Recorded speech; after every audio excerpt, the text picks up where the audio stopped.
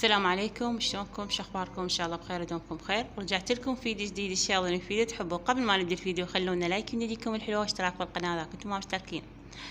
طبعا اليوم حبيت اشارك يوم وياكم لان بنيه طلبت مني خطيه، قالت محمود الله عليك سوي لنا روتين الصباح الصحيح. انا صار لي هواي يعني ما مسوي روتينات، تعرفون يعني قلت لكم على الوضع مالتي، يعني مريم ما تخليني هواي يعني جاي تحوس واني يعني وياها فش نسوي قد ما اقدر يعني انزل لكم فيديوهات.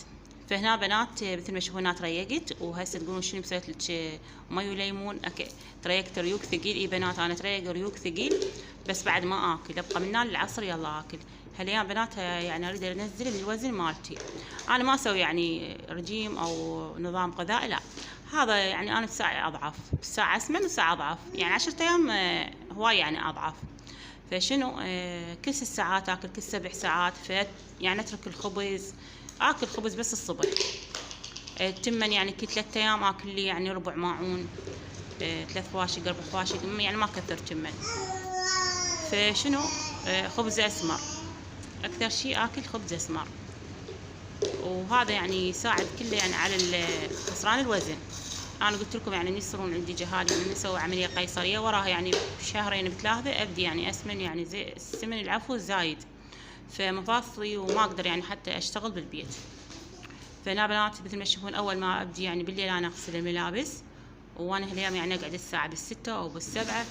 شوي يعني انام هوايه بالليل، انام يعني من وقت، والعصر هم انام هوايه فاشبع نوم واقعد من الصبح اسقي الزرعات. طبعا هنا طلعت ذني كان يعني بالمطبخ الحار مليانات، لقيت عندي هنا مغسلتهن، غسلت عيون الطباخ والطباخ نظفت المطبخ الحار. وهنا شويه ظليت قاعده ويا مريومه. وما قلت لكم على الزرعات بنات، الزرعات كلهن ماتن، يعني ذني هسه انا جايه اجذر، بس عندي ورده الصباح وعندي هاي النخله ما ادري شو يسموها، هم اخذ منها واجذر. وزرعت فلفل وطلع ما شاء الله، فقلت بعد ما اشتري، كل ما اشتري يعني يموت. وهسه هنا بنات مثل ما تشوفون هنا قلت شو اسوي غدا؟ حرت هو الغدا ولا هي نعمة الله حيرة واحد شو يسوي، يعني يوميا نسوي مرقة، أكثر شي هم يحبون المرق والجمن. فهنا قلت اليوم خلنا يعني أغير لهم، راح أسوي لهم كبة مال بوتيتي. وآسف بنات إذا جاي يطلع صوت، مريم جاي تلعب. وهنا بنات مثل ما تشوفون هسه راح أسلق البوتيتي، طبعا أكوهم يسلقونها يعني بكبرها، فاني يعني أسهل لي يعني ما تطول 10 دقايق وتستوي. وراح اسوي حشوه الكبه. طبعا انا هنا مثل ما تشوفون العفو سويت كميه كلش قليله يعني على قد الغداء، وانا ابد يعني بس شويه ضقتها ابد ما اكلت منها.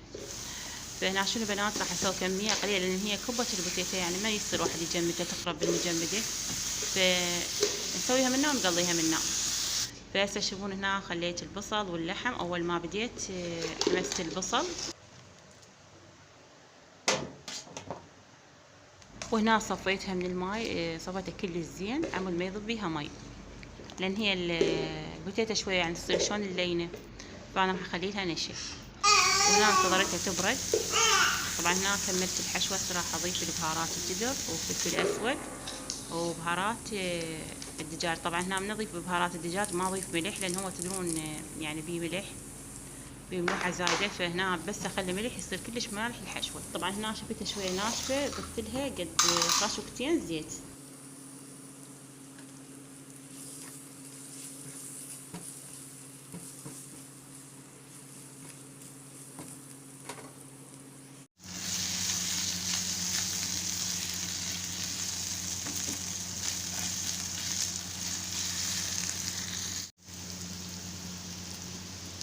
وطبعا بنات هنا جاي اصور، فجيت اشوفكم شلون راح الف الكبه. وفشنو طفت الكهرباء وصار الجو تعرفون شلون حار، من تطفى الكهرباء واحد ما له واهس بكل شيء، فوقفت التصوير. فهنا يعني هسه راح اخذ لكم بس هاي يعني اللقطات. هنا ضفت البهارات السبعه وبهارات كركم اصفر وبديت اهرسها. طبعا هنا خليت نشا، قلت لكم الكهرباء تطفى وتجي فما صورت لكم نشا وملح. وهنا هم يعني ضفت نشا، بس قد ما تضيفين نشا ما عليها شي، لان هي شويه البوتيتا تصير لينه مو نفس يعني وياها تمن، تحتاج بس خاشوقتين. مثل ما تشوفون هنا بنات طبعا سويتها بهاي المهراسه، واخر شي يعني عجنتها بيدي، لميتها بيدي.